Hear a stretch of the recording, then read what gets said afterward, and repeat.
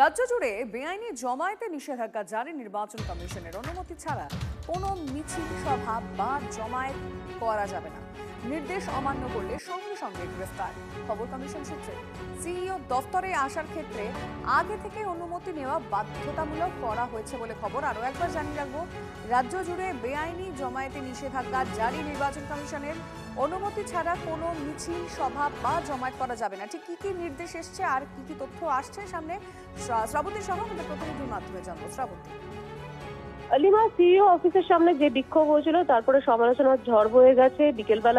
গতকাল বিকেলেই আমরা দেখলাম যে জ্ঞানেশ কুমার স্বয়ং এই নিয়ে বৈঠকও করেছেন এবং তার বৈঠকের পরপরই এই নির্দেশ কলকাতা পুলিশের পক্ষ থেকে দেওয়া হয়েছে যে শুধুমাত্র সিইও অফিসের সামনেই নয়, গোটা রাজ্য জুড়েই কোনো জমায়েত, মিছিল ইত্যাদি করা যাবে না। যদি মিছিল করতে হয় তাহলে তার আগে থেকে অনুমতি নিতে হবে।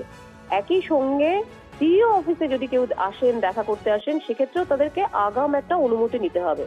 যেটা মনে করা হয়েছে যে কালিয়াচকের ঘটনার পরে যেরকমটা প্রশ্ন বারবার উঠেছিল যে যখন জমায়েত শুরু হচ্ছিল অর্থাৎ বিকেল থেকে, তখন কেন পুলিশ ব্যবস্থা নেয়নি। ভবিষ্যতেও এই ধরনের ঘটনা ঘটতে পারে, তারই আঁচ পেয়ে আগে থেকে কমিশন এই ধরনের নির্দেশ দিয়েছে বলে মনে করা হচ্ছে। লিমা, ধন্যবাদ।